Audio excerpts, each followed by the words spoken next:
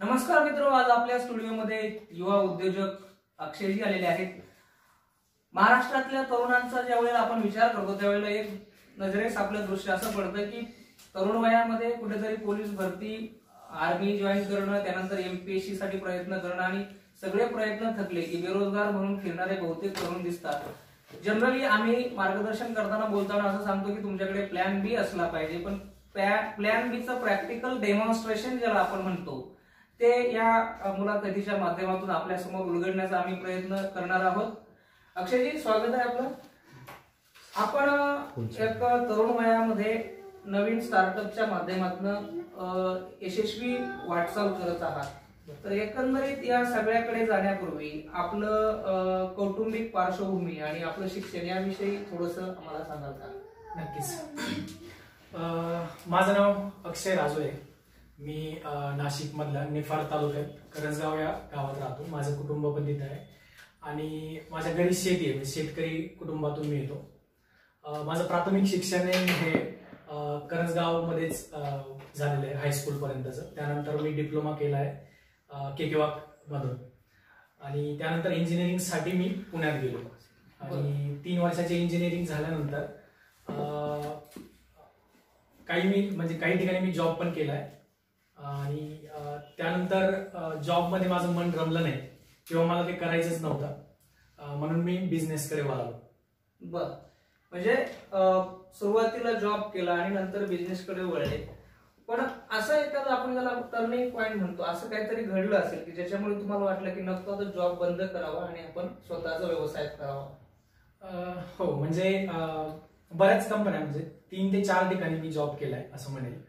इंजिनिअरिंगच्या कंपन्या, त्यावेळेस मेकॅनिकल इंजिनिअरिंग क्षेत्रामध्ये तसं म्हणायला गेलं तर एक मंदी होती आणि कुठलाही जो पडेल तो जॉब इंजिनियर्स लोक उचलत होते आणि तो करत होते। पण मला त्याच्यात थोडासा म्हणजे कमीपणा नाही म्हणता येणार, पण मी जर इंजिनिअरिंग केली 4 वर्ष, मी माझं काहीतरी टेक्निकली मी शिकलोय आणि मला इंजिनियर झाल्याची ती जाणीव आहे, तर मग मी ते पडेल ते काम कसं करणार। आणि त्यानंतरच मला लक्षात आलं की आता अपॉर्च्युनिटी स्वतः क्रिएट करणं गरजेचं आहे। कारण इंटरव्ह्यू मध्ये मला एका जे इंटरव्ह्यू घेत होते त्यांनी विचारलं की इथे बरीच लोक येतात जॉबसाठी, आम्ही तुम्हाला जॉब का देऊ। आता जर सपोज त्यांनी मला म्हटलं की तू सकाळी लवकर आलाय तर तू मशीन पुसणं किंवा कंपनी झाडण्याचं काम करशील का, तर मग मी त्यांना विचारलं की मी नक्कीच करेल, पण माझी पोस्ट काय असेल।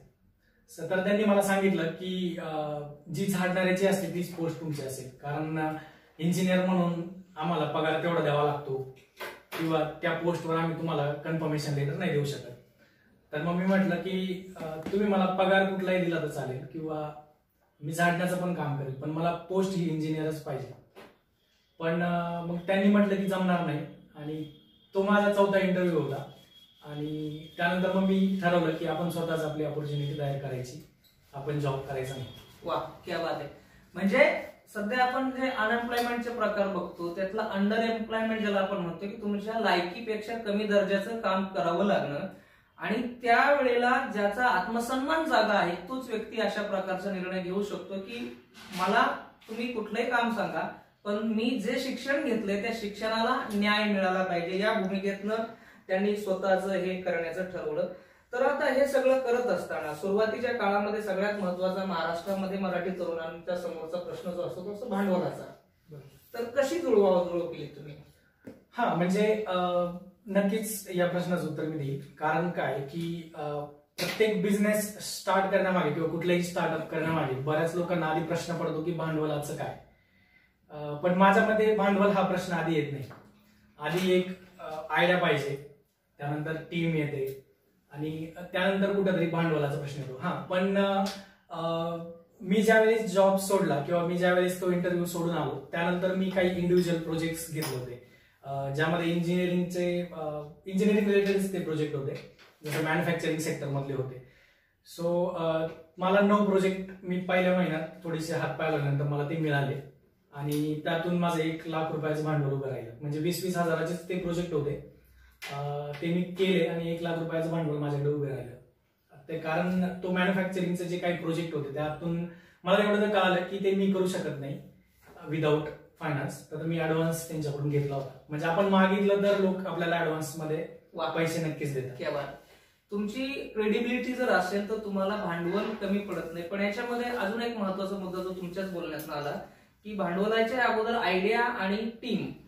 तर भांडवलापेक्षाही जास्त ह्युमन कॅपिटल ज्याला आपण म्हणतो, मानवी भांडवल जास्ती महत्वाचं म्हणजे तुमची टीम. तर कशी तुम्ही टीम जमवलीत आणि कसं सुरू केलं? आता बिझनेस म्हटला की कोणीतरी पार्टनर येतो. तर आशिष म्हणून माझा पार्टनर आहे आत्ताची जी आमची कंपनी आहे कॉन्फ्यू इंजिनिअरिंग, त्यामध्ये आशिषचं पण इंजिनिअरिंग झालंय, तो माझा ज्युनियर आहे. आणि हे जे मी प्रोजेक्टचं आत्ता मगाशी बोललो, ते प्रोजेक्ट करण्यासाठी मला एक मॅन्युफॅक्चरिंग सेटअप हवा होता. कारण माझ्याकडे कुठल्याही प्रकारची मशीन नव्हती. मी फक्त डिझायनर होतो, मी डिझाईन करणं मला माहित होतं, मॅन्युफॅक्चरिंग नव्हतं माहित.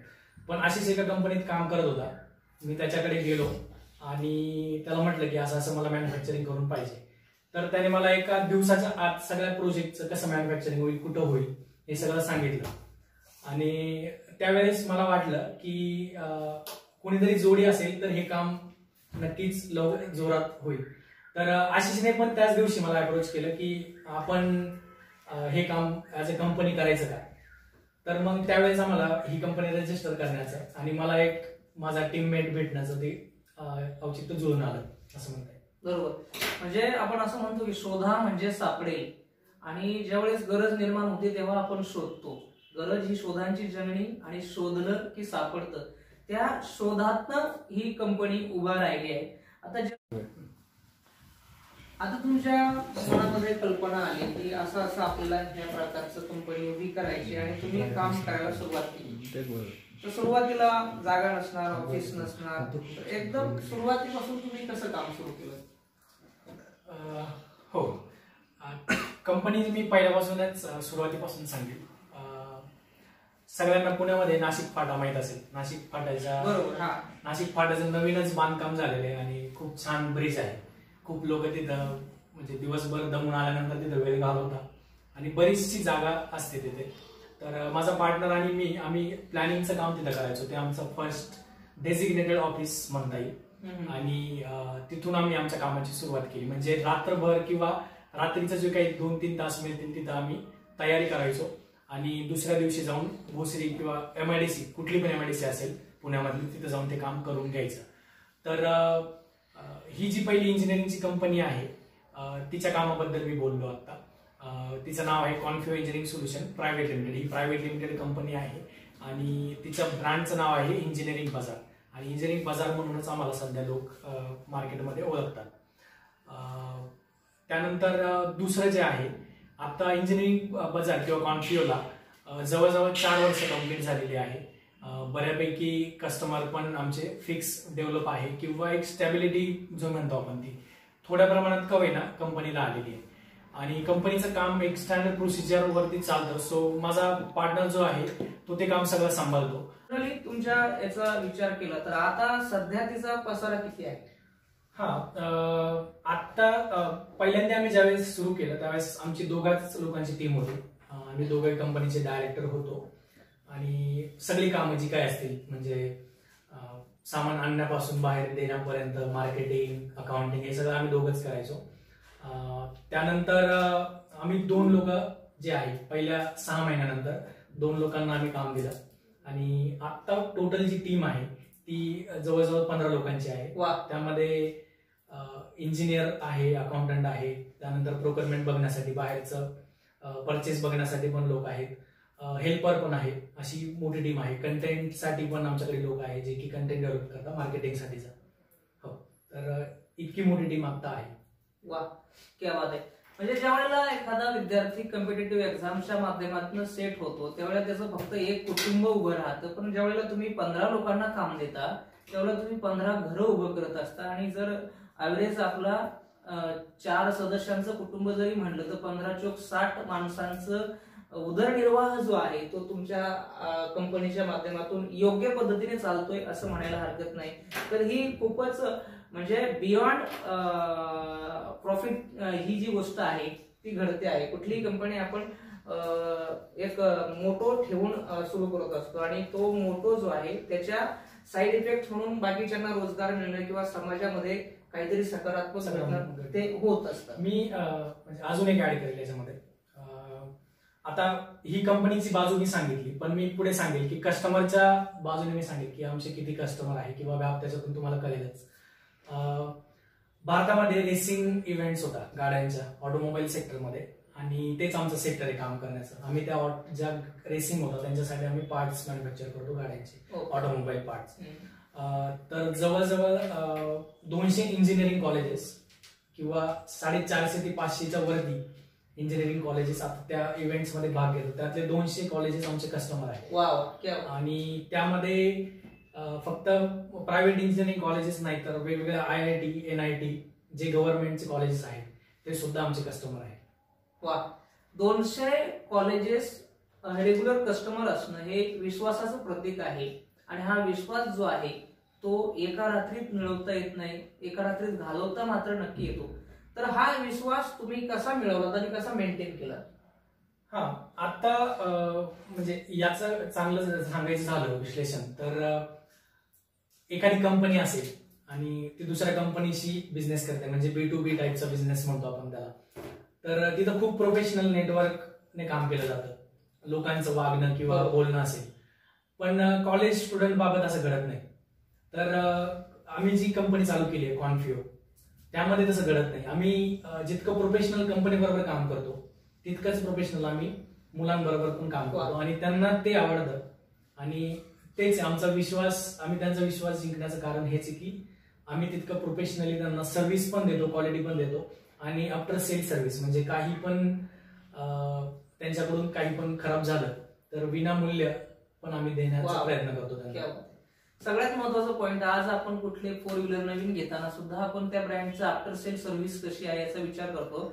आणि तुम्ही एखादी व्यक्ती तुमचा क्लायंट बनत असेल तर तो मेंटेन करायचा असेल तर त्याला त्यानंतर सुद्धा चांगली सेवा देणं हा खरं तर सगळ्या तरुणांसाठी मूलमंत्र तुम्ही या माध्यमातून सांगितलं. किंवा जे आता लोक सेंद्रिय शेतीच्या माध्यमातून प्रयोग करतात त्यांच्या दुकानावर बोर्ड सेंद्रिय शेतीचा असतो, पण कालांतराने लक्षात येतं की हे रेग्युलरच उत्पादन आहे, बोर्ड फक्त सेंद्रियच आहे. आणि जेव्हा हे लक्षात येतं त्यावेळेस त्यांचा तो धंदा चौपट होतो. तसं व्हायचं नसेल तर तुमची जी कार्यपद्धती आहे ती जेन्युइन असली पाहिजे, त्याच्यामध्ये वेगळीपणा नसावा. हेच सरांच्या मुलाखतीतून आपल्या समोर येत आहे. तर ह्या सगळ्या याच्यामध्ये समजा जनरली तुम्ही आता जम बसवलेलाच आहे, पण बाकीचे स्पर्धक पण बरेच असणार. तर त्या स्पर्धकांमध्ये आणि तुमच्यामध्ये वेगळेपण जे आहे ते तर ह्या बाबतीमध्ये दिसतच आहे की तुम्ही विश्वास मेंटेन करतात आणि सगळ्यांशी डाऊन टू अर्थ अशा प्रकारचं बिहेवियर तुमचं आहे. अजून काय सांगता येईल? आम्ही ज्या सेक्टरमध्ये काम करतोय ऑटोमोबाईलच्या, तिथे डायरेक्टली म्हणजे मानवहानी म्हणजे जीव पण जाऊ शकतोय गाडी चालवताना. बरोबर. सो तिथं कॉम्प्रोमाइज करून किंवा क्वालिटीत कॉम्प्रोमाइज करून चालणार नाही. आता जिथे काही गोष्टींची किंमत 50,000 असेल, सपोज तुमचा गिअर बॉक्स झाला किंवा कुठली पण गोष्ट झाली, तर गाड्यांचे पार्ट्स म्हणजे महागड्या वस्तू असतात, कारण आपण तसं मटेरियल वापरणार, तशा प्रोसेसेस त्याच्यावर वापरणार. तर आमची जी उत्पादनं असतात त्यांची किंमत ही बाकीच्या कॉम्पिटिटरपेक्षा किमान 1.5 पट जास्त असतं. कारण कसं आहे की क्वालिटी जर मेंटेन करायची असेल तर आपल्याला ती गोष्ट ऑप्टिमाइज कॉस्ट म्हणतो आम्ही त्याला खूप जास्त कॉस्ट नाही म्हणत.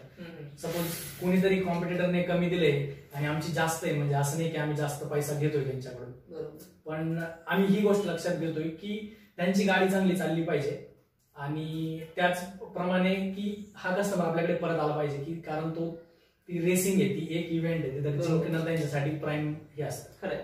म्हणजे ही गोष्ट महत्वाची आहे की आज कुठलाही व्यक्ती सुरक्षिततेला जास्ती महत्व देतो. म्हणजे आमच्या मराठीमध्ये एक म्हण आहे की स्वस्ताचं उरू आणि घरापर्यंत पुरू.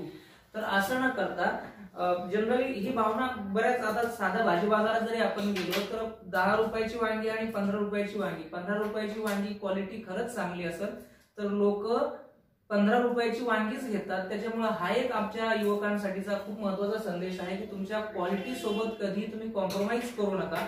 भलेही त्याच्यामध्ये थोडंसं महागडं जरी असेल तरी ज्याला क्वालिटीची गरज आहे तो नक्की तुमच्याकडे आल्याशिवाय राहत नाही. आता हे सगळं मेंटेन करत असताना कधी कधी असं झालंय की आपल्याला अमुक गोष्ट अपेक्षित आहे आणि त्याच्यापेक्षा वेगळा रिझल्ट मिळतो, म्हणजे थोडक्यात त्याला फेल्युअर म्हणूया, अपयश म्हणूया आपण, असं कधी झालंय का? बऱ्याच वेळा होतं. म्हणजे कारण कसं असतं की आम्ही जो इंजिनिअरिंगचा कुठलाही पार्ट बनवतो त्याची किंमत खूप जास्त असते. म्हणजे आता मटेरियलच जर त्याचं पकडलं आपण तर 20 ते 25 हजाराच्या वरती मटेरियल, त्याच्यानंतर त्याच्या प्रोसेस मधून 50 हजाराच्या वरती त्याची कॉस्ट असते.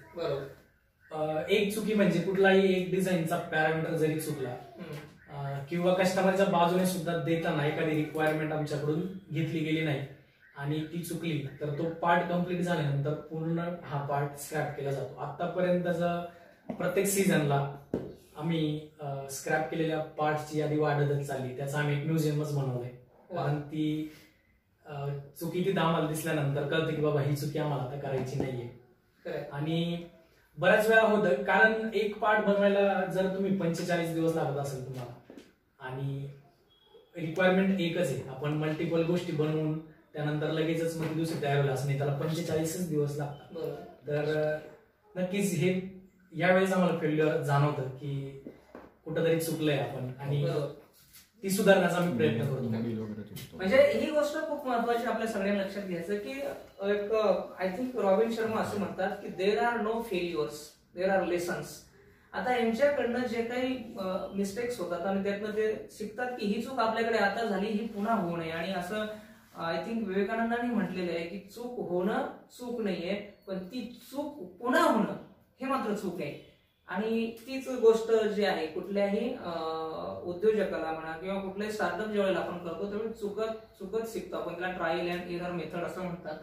तर ह्या अपयशातनं समजा ती चूक पुन्हा होऊ न देणं आणि त्यातनं शिकणं, तर ही जी मानसिक खंबीरता ज्याला आपण म्हणतो ही नेमकी कशी डेव्हलप झाली? हा म्हणजे आता कसं आहे की एखादा पार्ट आहे कुठलाही पण, आता मी पार्टच्याच ह्याच्यात बोलतोय कारण माझी कंपनी इंजिनिअरिंग सेक्टरमध्ये आहे आणि माझा प्रोडक्ट पण तोच आहे. तर समोरच्याकडून मी एक किंमत घेतली. आता मी मग जसं सांगितलं की क्वालिटीची आम्ही प्राइस घेतो तर त्याची आम्हाला जाणीव आहे. कारण समोरचा आम्हाला जर आपण रंगातच पकडूया, काळ्या रंगासाठी जर पैसे देतो तर आम्ही त्याला काळाच दिला पाहिजे, त्याच्यात आम्ही त्याला निळा किंवा पिवळा करून नाही दिला पाहिजे. सो ती जाणीव आहे आमच्याकडे. आणि कस्टमर शेवटी सगळं काही आहे तर कस्टमर आपला देव बिझनेसमध्ये. त्याची भगवान श्रीकृष्ण गीतेमध्ये असं म्हणतात की सुखश्च दुःखश्च नकोपि दाता परो ददाति ती बुद्धी देश. म्हणजे मला फेल झालो मी तर मग त्याचा दुसरा कोणी त्याला मी जबाबदारी, म्हणजे तुमच्या यशाची आणि अपयशाची जबाबदारी जेव्हा तुम्ही उचलतात त्यावेळेला तुम्हाला अपयश सुद्धा खचवू शकत नाही. हेच आपल्या बोलण्यातनं या ठिकाणी समोर येत आहे. आता तुम्ही या मॅन्युफॅक्चरिंगच्या फील्डमध्ये बऱ्यापैकी जम बसवलेला आहे, 15 एम्प्लॉईज तुमच्याकडे आहेत, कंपनी वेगात प्रगती करते आहे. पण तुम्हाला असं कधी वाटतं की ह्याच्यापेक्षा अमुक एक आयडिया होती ती आपण ट्राय केली असते तर अजून त्याच्यामध्ये आपल्याला वेगळं करता आलं असतं, असल्या कुठल्या आयडिया डोक्यात होत्या का? नाही, बऱ्याच वेळा वाटतं. विजन जे असतं आपलं ते खूप मोठं असतं.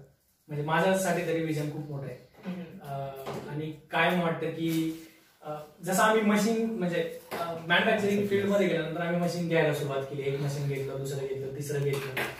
तर ही एक शृंखला आहे. म्हणजे आपण बँकेकडे जाणार, मग त्यांच्याकडून लोन घेणार आणि ते पास होणार आणि त्या मशीन्स येणार आणि ती EMI संपत नाही. ती शृंखला आहे. या फील्डमध्ये येण्याची आणि त्याच्या बेसिक जी कन्सेप्ट होती ती होती की भारतात म्हणण्यापेक्षा महाराष्ट्रात जी MIDC कल्चर आहे तर ते खूप मोठं आहे. म्हणजे एका MIDCत आपण जर पकडलं तर हजारो वेंडर काम करतात. तसंच आमची जिथे कंपनी आहे पुण्यामध्ये त्या MIDC मध्ये जवळजवळ 10,000 वेंडर सेम काम करतात. तर आमची तीच आयडिया होती की यांच्याकडून काम करून घ्यायचं आणि ते दुसऱ्याला द्यायचं, मिडल मॅन बनायचं. जसं Amazon आहे किंवा फ्लिपकार्ट आहे. पण तिथं तेच होतं की क्वालिटीत कॉम्प्रोमाइज व्हायचं आणि मग वाटायला लागलं की नाही आपण मग कन्व्हेन्शनल पद्धतीने जाऊया आणि मग आम्ही कन्व्हेन्शनल पद्धतीकडे वळू. हा पण आम्ही आमचं विजन पुढे आहे की जे आम्ही ठरवलं होतं प्रायमरी आमचं की सगळ्या लोकांना एकत्र आणून त्यांच्याकडून करून घेऊन ते पुढे द्यायचं, तर ते आम्ही त्याच्यावर काम करतोय अजून. बरोबर. हे सगळ्यात महत्वाची गोष्ट आहे की ओला असेल, उबर असेल, अजून झोमॅटो असेल, अजून कुठले प्लॅटफॉर्म असतील, वॉलमार्टने फ्लिपकार्टशी केलं आणि ते त्यांचं झालं. आज शेअर होल्डिंगचा विचार केला तर फ्लिपकार्टमध्ये बहुतेक वॉलमार्ट आहे किंवा अमेझॉन असेल, तर ह्या सगळ्या कंपन्यांचं स्वतःचं एकही दुकान नसताना प्रत्येक घरामध्ये ते वस्तू देतात किंवा ज्यांचं हॉटेल नसताना ते खाद्यपदार्थ देतात किंवा गाडी नसताना ते सर्व्हिस पुरवतात. ही कन्सेप्ट तुम्ही खूप छान मांडली, तर याच्यामध्ये भविष्यात तुम्ही काम कराल अशी अपेक्षा आहे आणि नक्कीच करा. आता आज आपण 2020च्या नोव्हेंबर मध्ये बोलतोय. 2030च्या नोव्हेंबर मध्ये तुमची कंपनी कुठे असेल याच्याविषयीचे काही आराखडे आहेत का तुमच्या डोक्यात? हो, नक्कीच.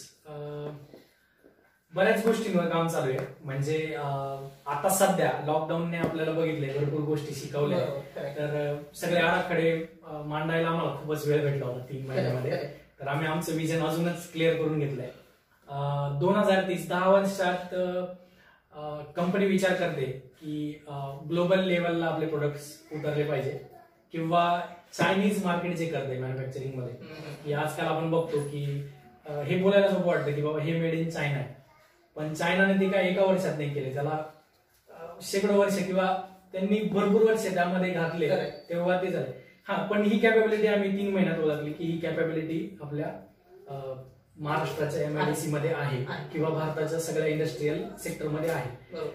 तर नक्कीच 10 वर्षाचा आमचा प्लॅन आहे की ग्लोबल लेवलला चायना सारखं आपण एक सेकंड कॉम्पिटिटर म्हणून चायनाला उभं राहायचं. वा वा, क्या बात आहे. म्हणजे मोदीजी जेव्हा म्हणतात ना की आत्मनिर्भर भारत, तर ते आत्मनिर्भर भारत हा फक्त देशाचा प्रधानमंत्री बोलून चालत नाही, तर तो शब्द जे आहे जे प्रॅक्टिकली ग्राउंड लेवलला मॅन्युफॅक्चरिंग फील्डमध्ये काम करतात त्या व्यक्तीकडनं येणं अपेक्षित असतं. आणि तो तुमच्याकडनं आलाय की ज्या वेळेला तुम्ही 2030 मध्ये सेकंड टू चायना म्हणताय. आय होप चायना आपल्याला सेकंड असेल अशा पद्धतीने काहीतरी चमत्कार आपली तरुणाई घडवेल. आता हे सगळं करणं जनरली कॉलेज जीवनामध्ये आपले काहीतरी आयडॉल्स असतात, आदर्श असतात. तर तुमच्या डोळ्यासमोर असा कोणी आयडॉल होता का त्या काळामध्ये, शिकण्याच्या काळामध्ये? नाही, शिकण्याच्या काळात म्हणजे तसं सांगेल मी, कारण इंजिनिअरिंग मला आवडायची म्हणून मी इंजिनिअरिंग केली. पण मी कॉलेजमधला कुठलाच इंटरव्ह्यू दिलेला नाहीये किंवा मला जॉबच करायचा नव्हताच हे माझं फिक्स होतं. मला शेती करायची होती आणि मी ती 10 महिने केलेली. माझे इंजिनिअरिंग झाल्यानंतर मी 10 महिने घरी राहून शेती केली आणि मी लहानपणापासून शेती बघतोय, त्याच्यामुळे माझा आयडल फार्मर आहे. वाह, क्या बात आहे. म्हणजे आज तुम्ही, मी शिक्षक आहे, शाळेत एकाही विद्यार्थ्याला जर विचारलं ना, अनफॉर्च्युनेट गोष्ट आहे की कोणी म्हणत नाही मला शेतकरी व्हायचंय किंवा इव्हन शेतकरी जाऊ द्या, कोणी म्हणत नाही मला शिक्षक व्हायचं असं, तर तुमचं शेतकरी होण्याचं ध्येय होतं आणि ते तुम्ही 10 महिने शेती करून ऍक्च्युली मॅन्युफॅक्चरिंग सुद्धा एक वेगळ्या अँगलने बघितलं तर फार्मिंगच आहे. बरोबर की. तर ह्या दृष्टीने म्हणजे फार्मर सुद्धा त्याच्यामध्ये मॅन्युफॅक्चर करतो, एक बी लावतो 10 बी तयार करतो, तसा मॅन्युफॅक्चरर सुद्धा त्याच्या कंपनीमध्ये, म्हणजे एका अर्थाने तुम्ही त्या ठिकाणी अजूनही आहात. तर असं सगळं करताना तुमचं व्यवसाय आहे, एवढे सगळे क्लायंट्स आहेत, त्यानंतर तुमचे एम्प्लॉईज आहेत, ह्या सगळ्या गोष्टी मॅनेज करताना कुटुंब आणि व्यवसाय, फॅमिली आणि ड्युटी, ह्या संतुलन, हे बॅलन्स कसं करतो तुम्ही? म्हणजे अवघड प्रश्न आहे खरं तर. अजूनही त्या प्रश्नाचं मी पण उत्तर शोधतोय. हा, तरी पण आता बिझनेस करतोय, वेगवेगळ्या गोष्टींवर काम करतोय. पण ऍज अ बिझनेसमॅन कुणीही असेल, प्रत्येक माणसाकडे टाइम असतो, खूप सारा वेळ असतो. आपण सोशल मीडियाचा वापरतो, आपल्याला माहिती की आपण किती वेळ वाया घालवतोय. तर ते आमच्याही बाबत घडतं किंवा माझ्याही बाबत घडतं. जेव्हा मला वेळ मिळेल तेव्हा मी घरच्यांना फोन करून बोलत असतो. आणि सध्या तर माझी अर्धी फॅमिली पुण्यात राहते माझ्या सोबतच, तर तो टाइम माझा मॅनेज होतो. आणि भोसरीमध्ये किंवा पुण्यामध्ये गुरुवारी सुट्टी असते, तर मला सगळ्या मित्रांना भेटता येतं माझ्या. तर तो एक चांगला माझ्यासाठी आहे. एक अशी संकल्पना आहे आपल्याकडे, एखादा माणूस मोठा झाला का तो पहिलं मित्रांना विसरतो, त्याचे मित्र बदलतात. आणि ज्याचे मित्र बदलतात तर माणूस जास्ती वर जात नाही, पण त्याचे मित्र, नवीन मित्र होतात, पण जुन्या मित्रांची तो साथ सोडत नाही. हे तुमच्या याच्यातनं लक्षात येतं की सुट्टीच्या दिवशी तुम्ही मित्रांना भेटता. आता ह्या सगळ्या गोष्टी करत असताना असं कधी जाणवलंय का हे बॅलन्स करताना वर्क आणि फॅमिली याच्यामध्ये कॉन्फ्लिक्ट झालाय, संघर्ष झालाय? खूप वेळा होतो खरं तर. हा, आता कसं आहे की माझ्या घरात माझा मोठा भाऊ आहे आणि तो बऱ्यापैकी गोष्टी सांभाळून घेतो. तर मला त्याचा खूप आधार आहे आणि तो कुठलीही गोष्ट माझ्यापर्यंत येऊ देत नाही. बरोबर. त्यामुळे मी कंपनीत चांगल्या पद्धतीने काम करू शकतो. म्हणजे कितीही मोठा कारण असेल मला हे घरी गेल्यानंतरच कळतं, ते पण नाशिकला आल्यानंतर, पुण्यात कधीच नाही. तर म्हणजे यशाच्या बाबतीमध्ये ज्यावेळेला आपण म्हणतो ना की एक मराठी माणसाची अशी खोड सांगितली जाते की तो स्वतः काही करत नाही, दुसऱ्याचं तंगड ओढतो. आणि जे आपण म्हणतो ना, जर सरांच्या शब्द बोलण्यात आलं की भावाचा खूप मोठा आधार आहे, तर भाऊ जो आहे ज्याला आपण पाठी राखा म्हणतो, जनरली बऱ्याच वेळेला भावकी हा शब्द आपल्याकडे नकारात्मक अर्थाने वापरला जातो, पण मराठी माणसाच्या यशामध्ये सुद्धा भावकी कशी बळ पुरू शकते हा हे जिथं जागतं उदाहरण आहे. आणि सगळ्या भावांना माझी चुलत निलत आते मामे भाऊ जेवढे काही मराठी असतात, कारण एक म्हण आपण काय माहितो की एका गुजरातीने धंदा टाकला तर सगळे गुजराती त्याला मदत करतात, पण एका मराठी माणसाने दुकान टाकलं तर बाकीचे मराठी माणसं त्या दुकानात जात नाही. तर असं केल्याने आपण आपल्या पायावर दगड मारून घेत असतो. तो पायावर धोंडा मारण्याचा प्रकार जो आहे तो सरांच्या या वाक्यातनं आपला तर खरं तर बंद झाला पाहिजे. आता सगळ्यात महत्वाची गोष्ट आहे की ह्या सगळ्या गोष्टी मेंटेन करताना जी मानसिक स्टॅबिलिटी असते त्यासाठी काहीतरी सकस वाचन वगैरे हवं असतं. तर असं कुठलं वाचन तुमचं, कुठली तुमची आवडती पुस्तके आहेत किंवा लेखक आहेत जेणेकरून तुमचं मन शांत राहतं आणि मनाला जरा गारवा मिळतो? स्पेसिफिक असं कुठल्या लेखकाचं वाचन नाहीये, पण मी वाचन करतो. म्हणजे जेव्हाही वेळ मिळेल तेव्हा बरीच पुस्तकं मी ठेवलेली माझ्या याच्यामध्ये. जॉर्ज ऑरवेल असेल, ॲनिमल फार्म वगैरे असेल, तर त्यामुळे मला थोडीशी राजकीय बाजू पण कळते आणि माझा वेळ पण जातो. पण त्याचबरोबर गाणे ऐकायला मला आवडतं वेळ त्याच्यासाठी. हे सगळ्यात महत्वाचं आहे की माणूस कंपनीत असला म्हणजे इंजिनियर असला म्हणजे तो फार मेकॅनिकल यांत्रिक असतो असं नाही, तर त्याला संगीत म्हणा, वाचन म्हणा, हे सुद्धा त्यांची प्रोडक्टिव्हिटी वाढण्यासाठी सप्लिमेंटरी ठरत असतं, पूरक ठरत असतं. तर आजच्या तरुणांचं काय असतं, जनरली वाचनासाठी वेळ नाही किंवा संगीतासाठी वेळ नाही किंवा अमुक गोष्टी करण्यासाठी वेळ नाही किंवा अमुकच करायचं. म्हणजे एक मराठीत अशी म्हणेल, नेसन तर लाखाची नेसन नाही तर उघडी बसन, अशा प्रकारची पण मुलं आहेत. तर ह्या तरुणांसाठी तुम्ही काय संदेश द्या? हा, म्हणजे नक्कीच जर काही स्वप्न असेल, म्हणजे स्वप्न बघणं फ्री आहे आपल्याकडे, तर काही स्वप्न असेल तर ते पूर्ण करण्याची तयारी ठेवा. त्याच्यासाठी काम करावं लागतं आणि काम करत राहिल्यानंतरच ते स्वप्न एक दिवस पूर्ण होईल. नक्की. तर मी तेच सांगेल की स्वप्न बघत राहा, ते फ्री. क्या बात आहे. स्वप्न बघा, स्वप्न बघणं फुकट आहे, विकत नाही. स्वप्न बघायला पैसे मिळत नाहीत. खूप मोलाचा संदेश सरांनी या ठिकाणी दिलेला आहे. आणि ही गोष्ट जी आहे तुमचं ज्याला आपण कल म्हणतो, जसा नोकरीचा कल असेल तर नोकरी करा, व्यवसायाचा कल असेल तर व्यवसाय करा, पण त्याचं स्वप्न जे आहे ते स्वप्न पूर्ण करण्यामध्ये जे परिश्रम जे आहेत ते मात्र कुठेही कमी पडता कामा नयेत. आता एक गव्हर्नमेंटचं असं हे आहे की कुठल्याही कॉर्पोरेटनं जो काही व्यवसाय केलाय त्याचा प्रॉफिट जो असेल त्या प्रॉफिटच्या 2% CSR फंडिंग मध्ये द्यावं लागतं सामाजिक कामामध्ये. तुमच्याबद्दल असंही ऐकलंय मी की तुम्ही सामाजिक कार्यामध्ये सुद्धा बऱ्याच ठिकाणी तुमचा पुढाकार असतो. असे कुठले इनिशिएटिव्ह आहेत तुमचे? आमचं एक स्वप्न होतं की आम्ही ऍग्रिकल्चर फील्डमध्ये काहीतरी करावं. त्यामुळे आम्ही एक एक्सपोर्ट कंपनी सुरू केली ऍग्रिकल्चरमध्ये. ती एक्सपोर्टचं पण काम करते आणि डोमेस्टिक मध्ये पण ती मार्केटिंगचं काम करणार आहे. अशी एक कंपनी, तिचं नाव आहे ॲग्रोशिप ग्लोबल प्रायव्हेट लिमिटेड.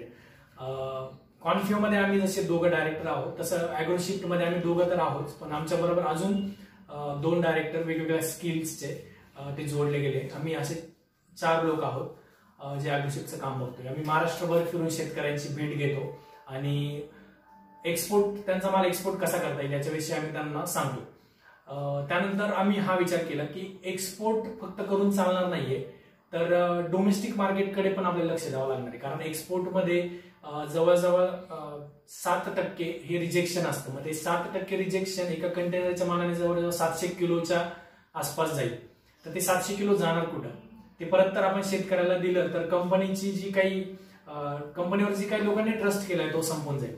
सो ते 700 किलो आम्ही स्वतःच डोमेस्टिक मार्केटमध्ये विकायचंय. ते काही रिजेक्शन म्हणजे खराब माल किंवा असं काही नाहीये, त्याची साईज वेगळी असेल, किंवा ते त्या मानकामध्ये बसलं नाही एक्सपोर्टच्या, तर ते बाजूला पडतं आणि ते बाजूला गेलेलं आपण त्याची क्वालिटी खूपच छान आहे, जशी एक्सपोर्टची आहे तशीच, फक्त ते आपण विकायला डोमेस्टिक मार्केट म्हणजे भारतीय मार्केटमध्ये आपण ते विकणार आहोत.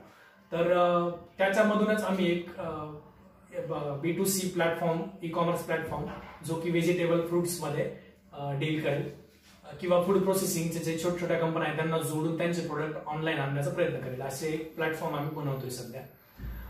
हेच करत असताना आता प्रत्येकाला CSR विषयी माहित असेल की कॉर्पोरेट सोशल रिस्पॉन्सिबिलिटी असते लोकांना. तर आमचा म्हणजे पर्सनली आमचा दोघांचा किंवा चौघांचाही विचार आहे की कंपनी मोठी झाल्यानंतर CSR करायला पाहिजे असं काही नाही. आपण आत्ताही काम करतोय, आपण आत्ताही आपल्या कमवलेल्या पैशातून थोडंसं सोशल सेक्टरसाठी आपण दान तर नक्कीच करू शकतोय. तर आता बरेच प्लॅटफॉर्म आहे जिथं दान करायला सांगतात, पण त्याचं काही आपल्याला प्रॉपर असं विश्लेषण मिळत नाही. आपण किती पण तुम्ही 1 रुपया आपण कोणाला दिला तर त्याचा हिशोब तुम्हाला मिळायला पाहिजे, कारण तो 1 रुपया तुम्ही कमवलेला आहे आणि तो तुम्ही कोणाच्या तरी हातात देताय, तो कशा तरी कामासाठी, तो त्याच कामासाठी यूज होतोय का हे कळणं तुम्हाला गरजेचं आहे. म्हणून आम्ही एक विठ्ठल फाउंडेशन म्हणून कंपनी, जी Section 8 कंपनी आहे, NGO तिला स्टेटस आहे, तर ती एक नॉन गव्हर्नमेंटल ऑर्गनायझेशन आम्ही स्थापन केली आहे. तिला पण आता एक 6 महिने तिचे झाले आहेत आणि त्याचं काम आहे की वेगवेगळे जे NGO सोशल सेक्टरमध्ये काम करत आहेत त्या NGOजला जी फंडिंग लागते, कॉन्ट्रीब्युशन लोक करतात वेगवेगळे, पण तरीही जे फाउंडर आहेत त्यांना त्यांचं काम सोडून ती फंडिंग गोळा करत बसावी लागते आणि महिनाभर NGOचं काम चांगलं चालत नाही. पण प्रत्येक महिन्याचा प्रश्न येतो की महिन्याला तो खर्च त्यांना लागणारच आहे. तर ते तशा NGOज आम्ही पकडल्या ज्या की 3 वर्षापासून सोशल सेक्टरमध्ये काम करत आहे. त्यांना आम्ही बिटेल फाउंडेशनवरती रजिस्टर केलंय. त्यांचा मंथली खर्च आम्ही तिथे लिहिलाय आणि बिटेल म्हणजे की छोटीशी मदत आपल्याकडून आपण देऊ शकतो. म्हणजे ती सुरुवात होते मिनिमम 100 रुपयापासून, म्हणजे तुम्ही 100 रुपयापासून सुरुवात करू शकताय आणि वर्षाला दर महिन्याला 100 रुपये देऊन त्या NGOची मदत करू शकताय. कुठलाही जो NGO असेल तो, मग चाइल्ड लेबर्स असतील किंवा शेतकऱ्यांच्या आत्महत्या असतील किंवा हेल्थ केअर मध्ये असेल, अशा वेगवेगळ्या प्रश्नांवरती NGOज काम करत आहेत 3 वर्षापासून. आणि त्याचे फायनान्शियल स्टेटमेंट्स पण आम्ही बिटेलच्या वेबसाईटवर देतो किंवा त्याची पारदर्शकता आम्ही मेंटेन करतो. तुम्ही दिलेला पैसा कुठे खर्च करतोय किंवा तुमच्या दिलेल्या 100 रुपयामध्ये समाजावरती काय पॉझिटिव्ह इम्पॅक्ट झाला याचा स्कोर तुम्हाला मिळतोय. सो अशा 3 कंपन्यांचं काम सध्या आम्ही करतोय. प्रत्येक कंपनीचा लीडर वेगळा आहे आणि तो त्याचं काम चोखपणे करतोय, म्हणूनच आम्ही 3 वेगवेगळ्या फ्रंटवर आता काम करू शकतोय. बरोबर. म्हणजे हे खूप महत्वाचं आहे की एक कुठेतरी स्टार्टअप केलं आणि त्याच्यामध्ये अडकून न पडता वेगवेगळ्या क्षितिजांचा मागोवा घेणं हे खूप महत्वाचं. म्हणजे तुम्ही कृषी क्षेत्रामध्ये सुद्धा तुम्हाला असं का वाटलं की आपण हे एक्सपोर्टिंगचं किंवा डोमेस्टिक मध्ये सुद्धा शेतकऱ्यासाठी चालू करावं? हा, म्हणजे लहानपणापासून शेतकरी घरात मी वाढलोय. माझी आई किंवा वडील, बाकी भाऊ वडील, आम्ही सगळ्यांनी शेतीत काम केलंय. तर मोठ्या मोठ्या मल्टीनॅशनल कंपन्या या सेक्टरमध्ये काम करत आहेत, तर आपण का नको? आपला तर तो जन्मसिद्ध हक्क आहे, कारण आपण शेतकरी आहे. तर तेच एक माझ्याकडे मोटिवेशन आहे आणि त्यामुळेच या क्षेत्रात काम करायचं मी ठरवलं. ओके. म्हणजे इंजिनिअरिंग किंवा अजून कुठले सायन्स बॅकग्राऊंडचे माणसं यांचा शेतसेवाशी संबंध नसतो असं जी संकल्पना आहे ती खोटी होताना या ठिकाणी आपल्याला दिसते. आता तुम्ही बीट हेल्पचा उल्लेख केला या ठिकाणी की अशा प्रकारच्या एनजीओना तुम्ही मदत करता फंडिंगसाठी.